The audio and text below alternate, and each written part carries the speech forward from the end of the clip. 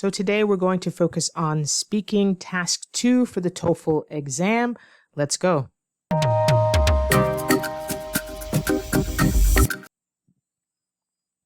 Welcome back, everyone. I'm ESL teacher Lisa. So if you didn't see how to handle task 1 in the TOEFL speaking section, you can go back and watch that video. So today let's look at a speaking task 2, and we are getting this from this TOEFL prep step-by-step guide that I put together that only focuses on the speaking. I remember telling you in the first video that focus on the speaking section first, because you can easily boost your score faster than the reading and the writing or even the listening. But the speaking, I think that's where your prep should be, your focus should be first. So sample question number 2 is an integrated speaking task. So even though this is a speaking section, you're still required to read, but don't worry, it's just for a very short paragraph. You still have to listen and then you have to speak. So even though this is the speaking section, some students are surprised that they actually have to read and listen. So let's look at an example. And if you follow the same strategy, then you can answer any question. So remember, it's always based on educational context, university, college context, because this test is mainly used for international students who want to enter university. So here's the actual example that was used in a real test. So it's a university announcement and student conversation. So in this task 2, you are required to read the passage. You will have 45 seconds to read. 45 seconds to read. So here's the example passage. Let's do it together. And you can have your timer. You should be timing yourself when you're practicing. So I'm just going to read it. The university is planning to extend library hours during the exam period. Instead of closing at 9 p.m., the library will remain open until midnight to accommodate students preparing for exams. The administration believes this change will help reduce stress and provide a quieter study environment. So the goal here with the reading passage is just to get the overall context. They're just setting up the stage. So just understand the overall context. You don't have to remember very specific details that it's closing exactly at 9 p.m., but just get the idea of what's happening here. The university wants to extend the library hours during exam period. So when you do the reading, really pay attention to those first couple sentences. It's very short, but that first sentence will really lay it out for you. Great. So we have the general idea. Then after that, you have to listen. So there's a student conversation summary, and it's not a very long time. So we have the reading passage, and then we have the listening passage. So I'm just going to read it, but we have the male student starting first, and then we'll have a female student. And here you're not looking for very, very specific details, but you want the overall idea, and you have to keep track of who's saying what. And when you give your answer, you have to be clear of who you're talking about. Students lose points because they start confusing the students and you're not speaking clearly as to which student you're trying to quote or talk about. So let's just go ahead and read it. This is the male student. I think the new library hours are a great idea. I always find it hard to focus at home, especially during exams. My roommates can be really noisy and it's tough to concentrate. Having a quiet place like the library open late will definitely help me. Okay, we're going to continue. So as you're listening to this, you should pick up his first idea is that he likes a quiet place to study. So if it's open late, it's great. His roommates are noisy. Just get the general idea. The female student responds, I'm not so sure. I mean, I don't really study at the library, and I'm worried this change might cost the library too much money. They'll need to pay staff to work late and keep the building lit. So again, just generally, what is her objection? Might cost too much money. Male student. That's true, but during exams, it's worth it. A lot of students need a quiet place to work, especially those who live off campus or have distractions at home. And I think the library's budget can handle it for a few weeks. So again, he's emphasizing it's quiet and he thinks the budget can handle it. Then the female student says, I guess that's a good point. Still, I wish they'd put that money towards something else, like improving the Wi-Fi on campus. So again, the female student, her issue is about money. They should use it for something else, like the Wi-Fi. So when you listen, my tip is just listen for the general ideas on the student's feeling. You're always going to be asked about one of the students. You're always going to be asked about one of the students, not both. So here's the question. You'll see exactly what I mean. The man expresses his opinion about the university's decision to extend library hours during the exam period. Describe his opinion, so not her, his opinion, and explain the reason he gives for holding that opinion. If you listened well, you already should know how to answer. So think of your answer. You can pause the video and think of something that you are going to say. I'm going to give you the sample response, a very good sample response. And why is it such a good response? So here is what you need to say. We're not given the name, so you can refer to the speaker as the man. Of course, if we were asked about the woman, you would say the woman. You need to be saying he. You can even say the male student. So let's read the sample response that got a great score. The man supports the university's decision to extend library hours during the exam period. Okay, the very first sentence when you respond to this question is, how does the student feel? That's what you were asked. What is his opinion? So you need to give his opinion in your very first sentence. And we do that. He supports the university's decision, right? He wants the library open for extended period. Next sentence, he explains. So that's a good phrase to start. He explains, he believes, and then you're going to give his supporting details. So he explains that he often has trouble studying at home because his roommates are noisy, which makes it hard for him to focus. Next, he continues, he believes that having the library open late will provide him with a quiet place to concentrate. Okay, so those were the reasons he gave. It really was about being quiet. And then, look at this nice linking word. Additionally, he argues that the change will benefit other students who also need a quiet environment to study, especially those who live off campus or in noisy homes. So he's saying not just him, but others too, I'm sure, would appreciate a quiet place. Then here, while the woman is concerned about the cost of keeping the library open late, the man thinks the expense is worth it because it will help students succeed during exams. So even though the woman here is referenced here, that she is concerned about the cost, right after that, we say what the man thinks. So it is okay to still reference the woman, but you don't want to expand on what she thought. We don't have details on what she thought. Just her overall feeling was that she was concerned about the cost. He did mention cost, but in a positive way. He thought it was worth it. Oh, they have it. It's in the budget. So this is a good response because it answers the question directly. So the first, remember, just to review, and it doesn't matter what TOEFL is going to give you. It doesn't matter. The first sentence of your response should always be what the person's opinion was. It's always going to say, what is the opinion of the woman, the male student, the teacher, the professor, whoever. First sentence, you need to give the opinion, and then you need to say why. Because you have to describe the opinion and explain the reasons. And this was done in the response. Okay, so here's a nice summary of why this response did very well, is because this response summarizes the man's opinion clearly, provides the key reasons he gives, and briefly addresses the woman's concern to show contrast. That's why we brought up the woman, but we didn't talk in detail about the woman. You should not talk in detail about the woman because we weren't asked about her in detail. It's concise and within the typical 45-second limit for speaking task. So please remember, when you time yourself, you should be timing for 45 seconds. Sorry, not minutes. If I said minutes, 45 seconds. Okay, so that is task 2. All right.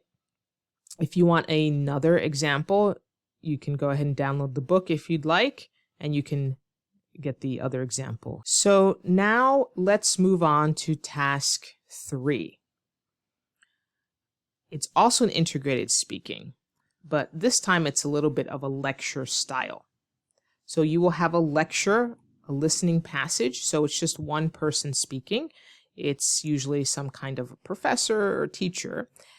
And again, it's not lengthy. So you're going to listen to the passage. Then you're going to have a question. And then we'll give a sample response. So with the listening, you always want to pay attention to the very, very beginning of the lecture, because that's where you get the general ideas.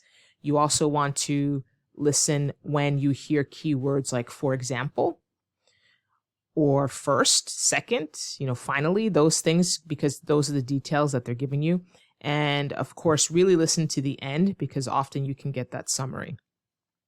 So again, they don't expect you to remember very, very specific details, but you need to get the general idea.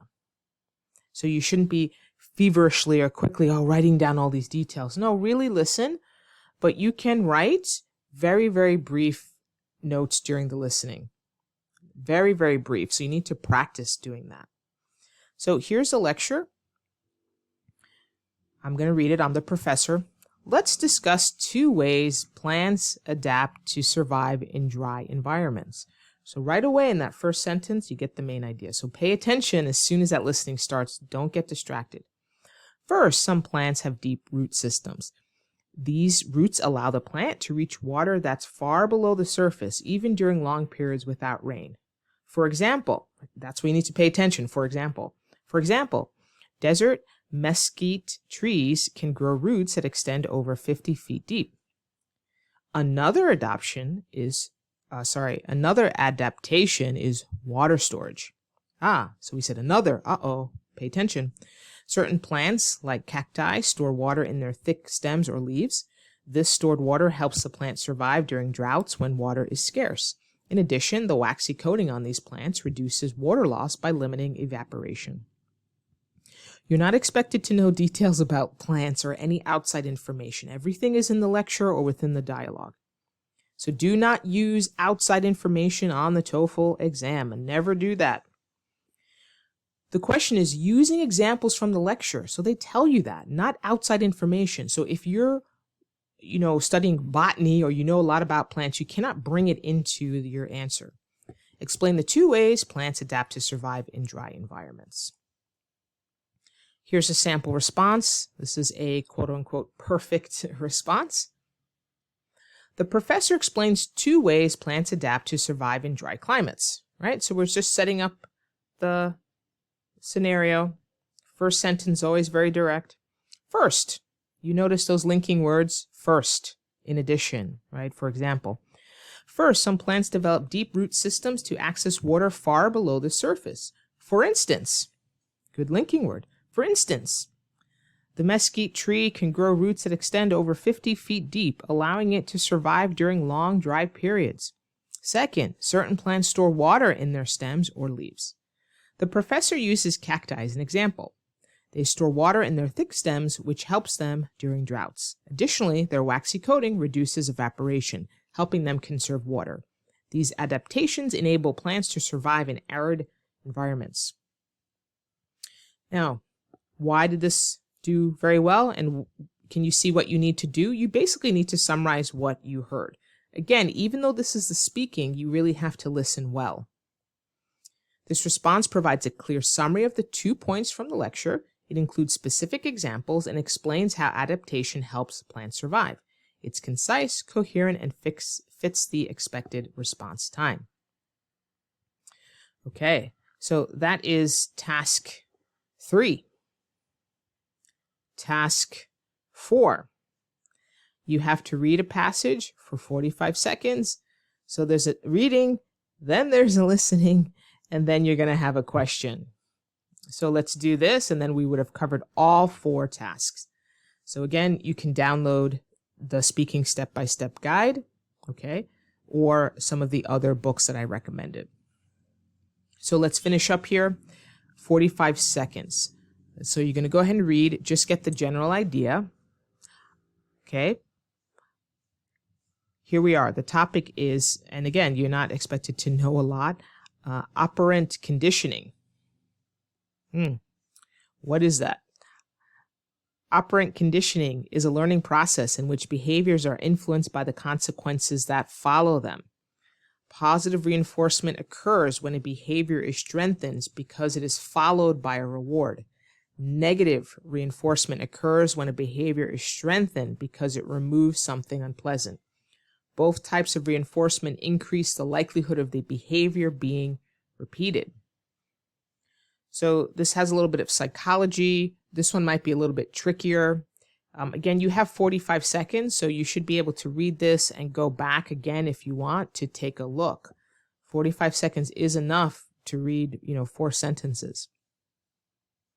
So if you not fully understand the reading, it's okay. You have the lecture, and the lecture is going to explain more. That's why I said don't go crazy if you didn't fully understand the reading. You will have the lecture that will explain it more. And what are you looking out for when you listen? Things like first, for example, those are the answers. That's what you want additionally. So let's read it and then look at the question. So let's look at 2 examples of operant conditioning. First, consider a dog being trained to sit. When the dog sits, the owner gives it a treat. Over time, the dog learns that sitting results in a reward, so it's more likely to sit in the future. This is an example of positive reinforcement because the treat encourages the behavior. All right, so you just want the general idea. A dog sits because the treat encourages the behavior. Now, for negative reinforcement, imagine a teenager who keeps their room clean to avoid being scolded by their parents. Here's the unpleasant situation. Being scolded is removed when the room is clean. As a result, the teenager is more likely to continue cleaning their room to avoid the negative consequence. Both examples show how reinforcement strengthens behavior, either by adding a reward or removing something unpleasant. So the listening passage, at least for me, made it clear, doesn't it? If you were kind of confused with the reading, like what's going on here, this makes it clear. The dog sits because he's rewarded with a treat. The teenager cleans the room because they're not scolded or disciplining. And you notice that last sentence. That's why I say pay attention to that last sentence of the listening, because it kind of sums things up for you. Both examples show how reinforcement strengthens behavior, either by adding a reward or removing something unpleasant. Let's look at the question. Explain what operant conditioning is and use examples from the lecture to illustrate positive and negative reinforcement. Again, you do not ever take outside information. We know we have the 2 examples with the dog and with the teenager. Now it's your job, of course, to concisely talk about it. Here's the sample response. That was a perfect quote-unquote answer. Operant conditioning is a learning process where behaviors are influenced by consequences. The professor explains 2 types of reinforcement, positive and negative. So again, you're always being very direct. You try to organize what you're saying. We answered directly what it is. There is positive and negative reinforcement. In the first example, a dog is trained to sit. When the dog sits, it gets a treat, which makes it more likely to sit again in the future. This is positive reinforcement because the reward strengthens the behavior. So that's nicely explained. Then we want to organize our thoughts. So that's why we say the second example is negative reinforcement. A teenager cleans their room to avoid being scolded by their parents. In this case, the unpleasant consequence, being scolded, is removed, encouraging the teenager to keep the room clean. Both examples demonstrate how operant conditioning strengthens behaviors, either by adding a reward or removing something unpleasant. Why did this get a good score? Because this response clearly explains the concept, includes both types of reinforcement with examples, and connects them to the definition of operant conditioning. It's concise, logical, and fits within the speaking time limit.